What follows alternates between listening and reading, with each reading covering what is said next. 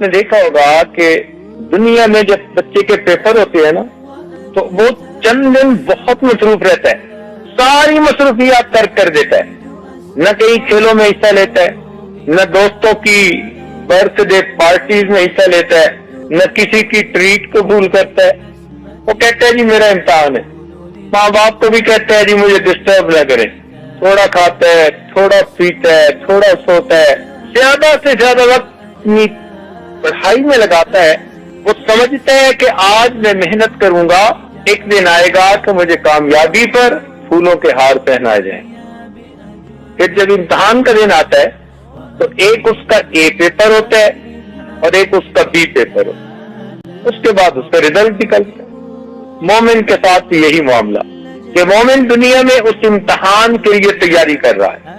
وہ اس دنیا میں اپنی خواہشات کو گھٹاتا ہے، ضروریات پوری کرتا ہے، اس لیے کہ ضروریات کی انتہا ہوتی ہے، اور خواہشات کو پوری نہیں کرتا اس لیے کہ خواہشات کی کوئی حد نہیں ہوتی، اور آخرت کو ہر وقت سامنے رکھتا ہے کہ اس دن میرا کیا بنے گا، اس کی تیاری کرتا ہے۔ اور جب اس دنیا سے فوت ہوتا ہے تو قبر میں اس کا اے پیپر ہوتا ہے، اس اے پیپر میں ہر بندے سے 3 سوال پوچھے جائیں گے۔ دنیا میں لوگ گیسٹ پیپر ایشو کرتے ہیں کہ جی ہم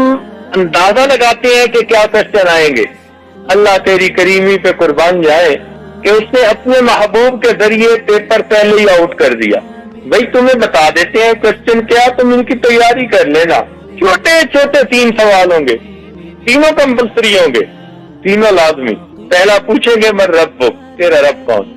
مگر اس کا جواب ہر بندہ نہیں دے سکے گا۔ جواب وہ دے گا کہ جس نے دل میں اس یقین کو بٹھایا ہوگا کہ میرا پروردگار اللہ ہے،